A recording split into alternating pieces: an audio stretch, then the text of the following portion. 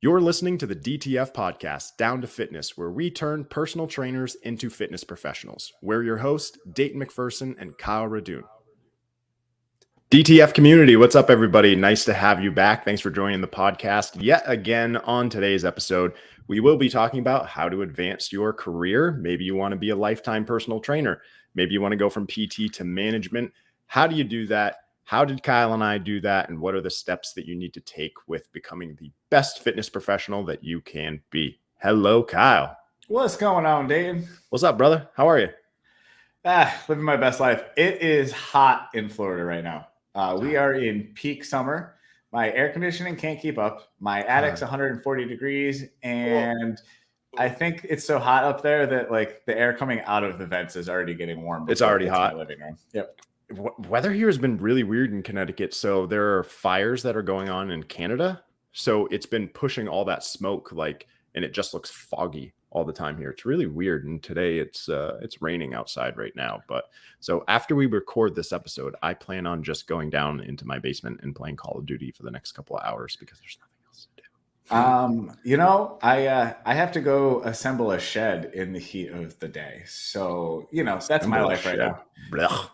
Got some big news coming. I think this episode airs sometime at the end of July right now. Yeah. So I'm not quite ready to tell you what that news is yet, podcast, but it's a secret. Get ready, everybody. Big secret coming August. We'll call it August. Cool. So we can't wait to hear, buddy. Cool. It's exciting stuff. With this episode and, with advancing our careers, which you and I have done, I wanted to start off with both a quick recap of your story and how you started in fitness, like your first facility, and how you kind of morphed into the fit pro that you are today. And I'll do the same. And then what we can do is kind of give you our advice with, understanding what do you want to be in the fitness community, like personal trainer, manager, head coach, education, speaker, doing consults for other gyms and helping them grow. Like, what do you want to do? Because everybody's different. And I love this community of fitness because it's ever changing. And I always thought that I was just going to be a PT. And now I'm not. Now I love other things more than just personal training. So let's start off with you, buddy. Like advancing your career. Where did you start? What are you doing now? What are some tips that you would give people to get where you are now and be so handsome and successful like you are? Well, let me tell you, it didn't come easy. Now, I think we've talked about doing like full bio episodes, so I won't get into like my life story. For me, definitely, I used to be really overweight, kind of drove me into fitness. I have some interesting stories of why I became a personal trainer and my why for why I wanted to be around fitness and in this industry. But to get to the point, I wanted to be a personal trainer. I wanted to help people. I wanted to be in fitness. What I learned very early on was that you can't personal train forever and you can't just do one-on-one. No. Maybe I shouldn't say you can't, because there are people that definitely can and do. I very quickly in my first year of the grind started to feel that kind of exhaustion and the burnout very early. We talk about work-life balance all the time. It was hard. So, I get my first personal training gig and I'm doing great. Compared to most new trainers that I've been able to work with over the last decade now, I got maybe lucky. I got a couple of those, like I came to the gym looking for personal training. So I'm just going to sign up with this bald kid. Like, so what? And I got a pretty big book in my first 3 to 4 months. So right away, when you can sell at that consistency, and I was closing at 50% in my first year, people take notice to that. So, being the best personal trainer I could be, how I got that good, it was really a lot of practice, a lot of studying, a lot of reading online. And believe it or not, more sales and business stuff than actually personal training, I would say, is probably my recommendation there. So, I became a head trainer, slight little responsibilities here and there, very little money associated with a position like that. You're just like a pseudo like wannabe leader. But if you want to be something in this industry, there's a lot of positions where you just give up, it's very selfless. You really give up some of your time and energy for no money, no, nothing comes back to you. You don't get any free clients out of it. Like Yeah. it's just a lot of work. But if you kind of, in my mind at that point, is I needed to figure out how I could help people with less hours and Hmm. not the crazy schedule, the early mornings, the late Yeah. nights, and the weekends and the stuff like that. So, yeah, actually, I'll kind of pause at this point of my story because things start to get a little hectic after when I became a fitness director. I did some traveling, I hopped around from gyms, and I got some really cool experiences. But I want to maybe kind of step back a few steps here for you, Dayton, because your kind of growth and path to get you into the leadership side of things was a little different. So, because you started with physical therapy. Yeah, so started with PT, didn't really like it. It was a facility that it was half and half. I did an internship with PT. I was looking to go to school. I freaking hated it, but I also would go to my personal training sessions. I had my own personal trainer for when I was in sports in college. I was like, "Hey, this is kind of fun." I was like, how did you do this? Like, how did you get started with this? Oh, go take this test. Cool. Went and took the test. I was like, wow, this stuff is really easy for me because of my background with biology and everything. Like the first couple of chapters is pretty, biology based and cell biology. So I was like, whatever, I'll just skip through that stuff. Then for me, started as just a personal trainer, did one facility for about a year and a couple months, moved on, started tier one coach at Health Tracks. And then from there, I just said yes to everything, everything that they asked, or I don't even want to say required. It was like, hey, do you want to do this? And I took that opportunity as, yeah, because I want to be the best. Like, we had no small group training. I'll be the one to start small group training. I'll do that. I'll go take group exercise. I'll go stand at the front desk when I have free time. Oh, you need somebody to run social media? I'll run the social media. Oh, you need somebody to go clean that? I'll go clean that. I was the yes man. I did everything because I wanted to be a prominent figure.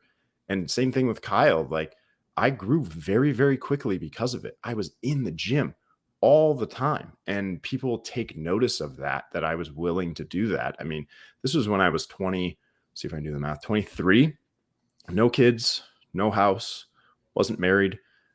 So I had the time to grind through that. And after becoming a tier one coach and, wanting to get to tier two, what are the requirements to get to tier two? Okay, I can do those things. Here's my stuff.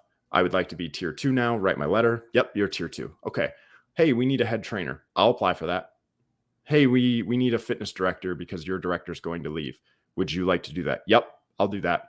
Hey, we need somebody to lead the workshops at Health Tracks. Do you want to do that? Yep, I'll do that. We need somebody to lend some support to some of the other seniors and be a senior fitness director. Would you like to do that? Yeah, Kyle and I want to do that. Okay, now that you've opened this new facility and we're looking to open other facilities, we need an assistant VP of fitness. Do you want to do that? Yep, I'll do that. Do you want to be a general manager of a gym? Yep, I'll do that. Do you still want a personal train? Yep, I'll do that. Hey, we're building new centers. We need somebody to help us pick out the equipment. Do you want to do that? Yep, I'll do that. So Yeah. I know it's very, very repetitive, but I've never done some of these things before and I needed to learn, but I always said yes, and I'll figure it out as I go because I was surrounded by people that believed in me and could help and give me support, like Kyle and my leaders. We've got Matt, Chris Stevenson. If any of you don't follow Chris Stevenson, you've never looked at his stuff, go check him out on Instagram. We've got, people in our industry that are willing to help you out. And I would reach out to those people and be like, hey, I need some help on this. Can you help me understand how to do this? Like, how do I do a budgeting process? I don't understand how to do this. Can you help me?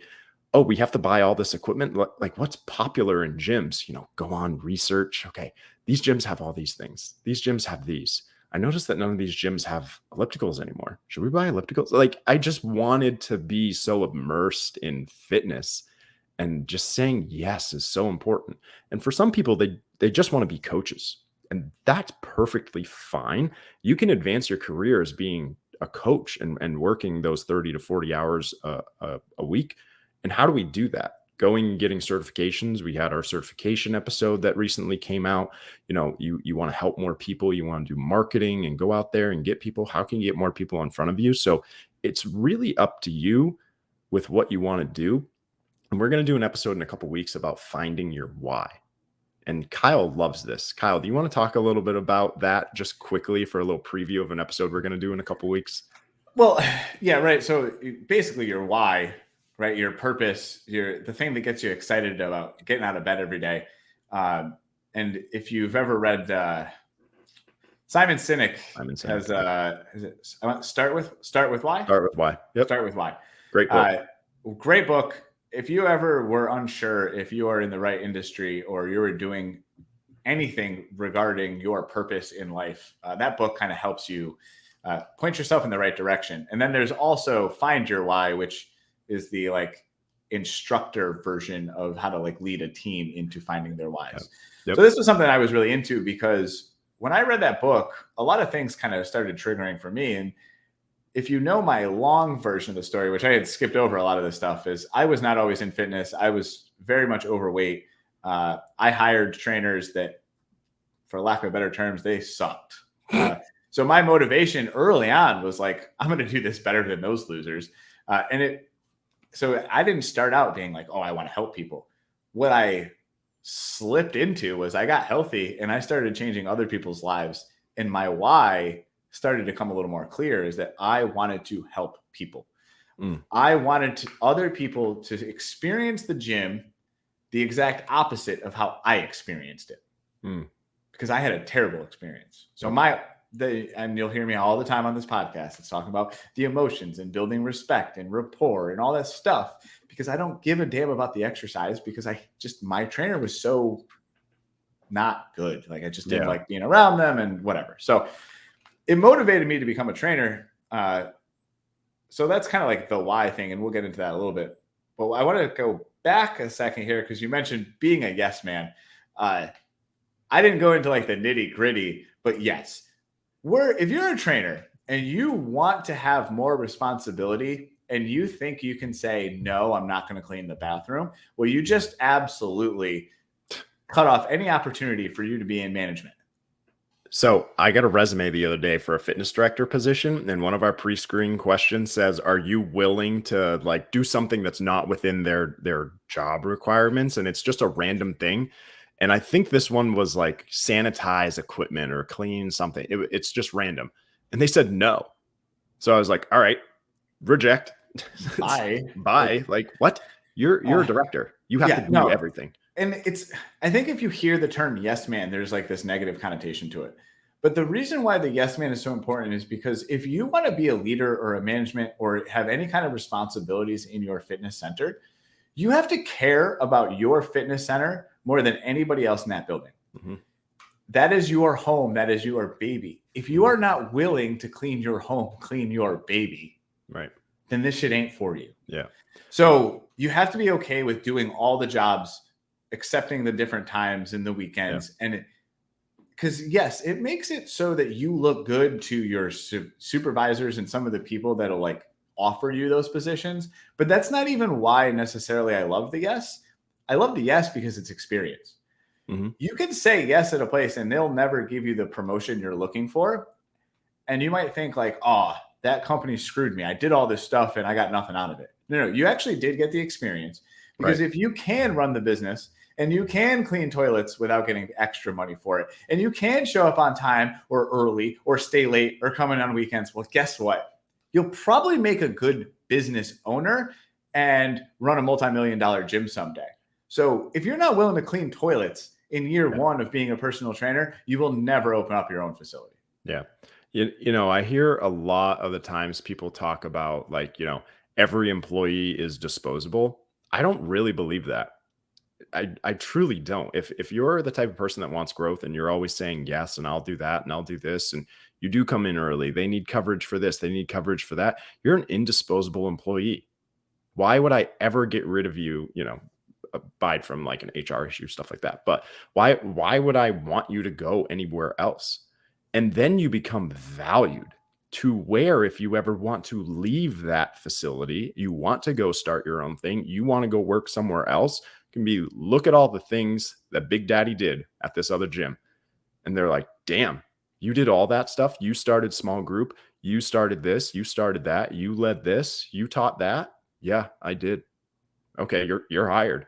Because you can do all the things. You want to be a leader. Your small group training person might not show up one day, or your group fitness person may not show up that day. So if you're a fitness director and you think that you can get away with never stepping foot in aerobics or something like that, it's like you have to be good at all these different categories. I have a story. So Saturday, I usually have 2 coaches that are there on Saturday. One of them was away for a short trip. The other one, her son was sick and couldn't come in. There was a small group training class at 8 a.m. on Saturday. Guess who taught it? Me. I went in. It would have been really easy to just cancel the class, right? Well, easy necessarily isn't the best. So I woke my ass up on a Saturday at 6 a.m. and drove down to the gym, taught the class, and that was it. I went in for 1 hour to teach the class. Like, it's a service to our members. Dayton's a yes man, brings money into my facility by going and doing that. Did I necessarily want to? And this is no reflection on the people that are in the class, if anybody's listening. No, because it's Saturday and I usually don't work on Saturdays. I don't want to go in on July whatever it was on a Saturday. I want to be outside. I want to go do stuff, but that's my job. Yes, I will do that. I will go coach your class. Perfectly fine. That's my job as a leader. I lead by doing, not by saying. So, totally. So I do want to touch on individuals and kind of the difference between being a personal trainer or like a head trainer, manager, and what to expect from that in like my own experience. And then you can also talk about it too, Kyle. So personal trainers, typically, if you just want to be a trainer, you have majority control of your schedule, right? You can come in when you want. It's kind of dedicated to when your clients want to exercise. For the most part, you don't have any other responsibilities outside of that. Like, you come in, you train your people, and then you leave. If you're a good coach, though, you'll stay longer and you'll do stuff for free because that's how you build your business. But in most cases, they'll come in, train their people, leave. You don't have to do all this extra stuff. It's close out and you're $400 behind. Well, that's on your director. Okay. It's the class that needed to be taught yesterday. Dayton did that. So you're just training. You control your schedule. So if you want that like balance of work life, personal training is great. You make a ton of money off of it too. And if you're really, really into personal training, it may be the opposite though, where you don't have a good work-life balance because you're working when people aren't. So you get the early mornings, right, Kyle? You get the lunchtime people, and then you get the late night people too. So an 8-hour workday in which your personal training people may look like 12 hours or more that you're in the gym. 14 hours 14, for some of us, right? 14, 15. It's hard. I remember those days, man. It's tough. It burns you out for sure. But if you love doing it, you can make 6 figures, $100,000, $150,000, $200,000 just by doing that. And if you're fulfilled and you love doing it and you have the time and the energy to dedicate to it, just do that. There are plenty of people that have been doing that for 20, 30, 40 years and they love it. So continue to do that. What do you think about that, Kyle? If you're a coach? I couldn't agree more. Yeah. The only thing I'm going to add is that's not me. So it's not me either. And it used to be. Yeah, exactly. And I paused the story at that because for me, when I made the transition, it opened up my mind to all other avenues of fitness and a way I can help people. So I kind of stopped my story at, I realized, I was passionate about helping people. However, I was getting burnt out. I wasn't really loving it all that much. When I became a fitness director, after pretty much doing everything that Dayton just talked about, being the yes man, staying late, I'm like burnt out, become a fitness director. And I'm like, all right, I dialed back my personal training. I got a little bit of a salary. I'm working on some commissions and bonuses. And actually what I thought was it was going to be a little bit easier. Very, very right away, I realized it's actually a lot harder. So now I don't get to just rest on my abilities and go walk up to people and sell them personal training and put them in my book. The one thing that changed for me when I became a director was selling for other people was something I had to kind of wrap my head around. I was so good at building relationships with people that they loved me. Yep. The thought of me getting to the end and being like, oh, you're going to go work with Dayton. He's great. Yep. Well, they're like, he is great, but you haven't met him and you don't care that I said he's great. Right. So that was a big transition, right? So like the way you go about your business was different, but actually I was still there early. I was still staying late. I was still there on closeout at the end of the month when we didn't hit our targets. Granted, I'm trying to chase my bonus. So like it makes sense for me to want that. But it also still, when the last day of the month is on Sunday and you're trying to earn your bonuses, like that kind of sucks there too. Yep. However, back to my passion. I had no problem working that many hours when I was working with teams of trainers and giving them advice to help them go get more sales and help them go out on the floor. So I was getting like jazzed up every day working with a team of 20 trainers. Yep. So that got me excited and it got me more motivated to be in the gym and do things like that than ever before as a trainer. Yeah. Started making more money, start thriving. And then the problem with management is when you're really good, they pull you out of the good centers and they go send you the place that makes more money. Yeah. Yeah. Unfortunately. And that's not just my old employer, by the way. Because no, that's everywhere. Literally the greatest people on the planet. You're good at what you do. Go fix the other side. Go do it here. And you're like, shit. But you know what else? And it's probably a little off topic here. But I actually hate that idea because I think if you're really good, keep being really good at the one place. Right. Because the next place, like... So I just never. It's all about the people that are around you too. Like my personality wouldn't work at other centers. Like I'm very direct with people. I'm not hunky dory. I'm not a cheerleader. Like you do a good job, you're not going to get a hey good job from me. Like that's your job to do a good job, and that's really difficult for me because I know some people respond to that. So I try to be a little bit different because that cheerleader rah rah rah stuff doesn't work on me. I don't need you to be like, hey, you did an awesome job with that. Great job. You did this, you did that. Well, yeah, that was the point, was to do a good job. It's like, I always take it back to another sports. One where Dave and I are different. I always take it back to sports. Like when we would watch film for football, like in high school, college, and they would never say anything. Oh, hey, you did a good job on this assignment. Hey, you missed the goddamn tackle. Set your feet, do that. I respond to that better. Tell me when I'm doing something bad and I'll fix it. Tell me once, I'll fix it. Yeah, Kyle and I are different in that. I was gonna say, Kyle's like, yeah, good job, everybody, we did it. And I'm not like that, and I will never pretend to be that either, because that's not my personality. So, where all of these steps that really where I was going to kind of these stepping stones throughout this advancing your career, because for me, I guess we didn't really say it in the beginning. My end game was always to have my own facility. I knew that I wanted to have a brick and mortar, fitness facility where I had a team of trainers and I got to do all that thing. So every decision I made in management was, does this get me better, more experienced at my end game? Yep. So Dayton took a track that was all fitness related. When I had opportunities to be a general manager or a membership director or things that came outside of my typical personal training kind of job description, I was taking on those jobs. I was learning how the membership side was going, how they were doing tours for the new members, how they managed the different departments. And I got involved in like the aquatics department and like group fitness classes. And why? It didn't build up. It didn't get me any more money. Mm-hmm. It didn't really get me any more clients.